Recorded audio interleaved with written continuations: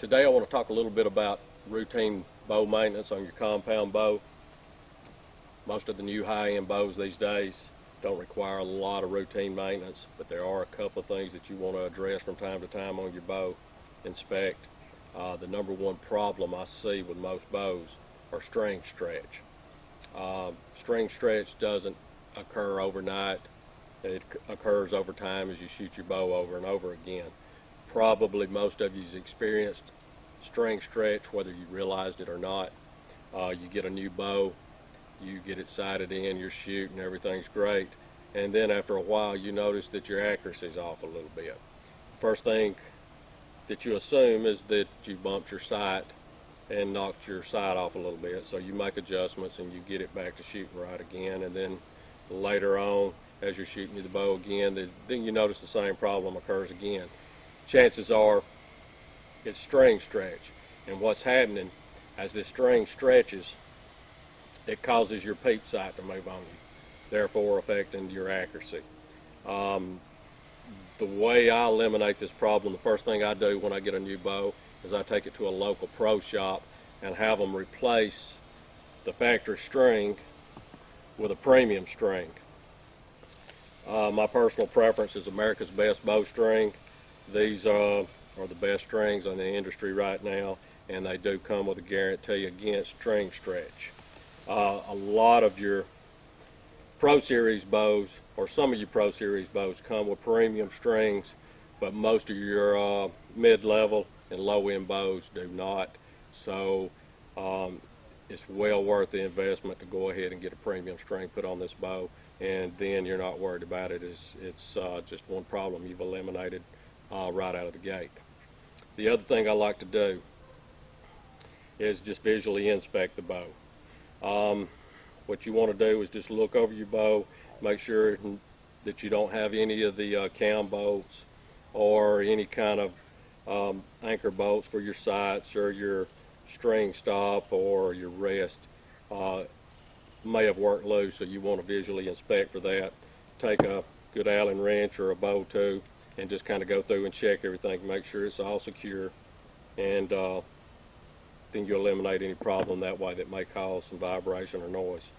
The other thing you want to do once you get the new string on is take some good bow wax and keep that string waxed, and then you know that this string is going to stay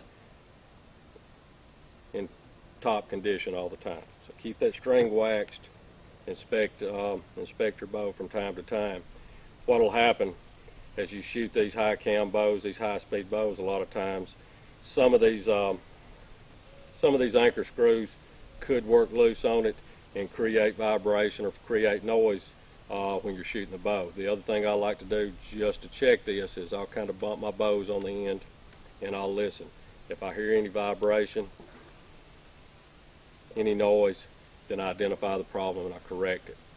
If you'll just follow these few basic tips, you can eliminate any of these problems from occurring in the field, and you can feel confident that you'll get peak performance out of your archery equipment.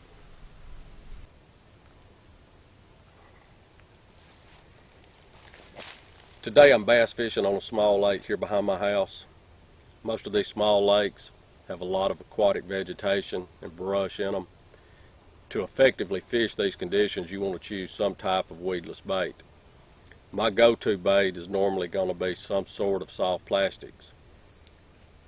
Most of you veteran fishermen know how to rig these baits, but for you beginners, children just progressing into artificials, I want to show you how to correctly rig this bait.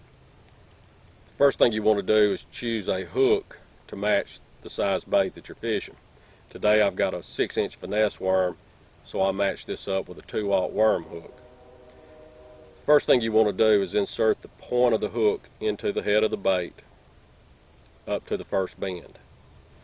Then you want to bring the point of the hook back out the bottom of the bait, push the bait all the way up the hook shank over the bend of the hook, and then spin that hook around so that the point is facing the bait. The next thing you want to do is measure where the bend of the hook intersects the bait, and I'll mark that with my thumb. This is where you want to insert the point of the hook or bury the point of the hook so that it'll be weedless. What you want is a bait that hangs straight on the hook. You don't want the bait to be crooked or have humps in it. This will cause the bait to spiral or twist on your retrieve and therefore give you line twist, or it's just not a natural presentation. You'll catch more fish if this bait's gliding through the water naturally without twisting your line. And that's what the bait looks like when it's rigged correctly. Now you've got a bait that you can fish in and around aquatic vegetation or brush without worrying about a lot of hang-ups.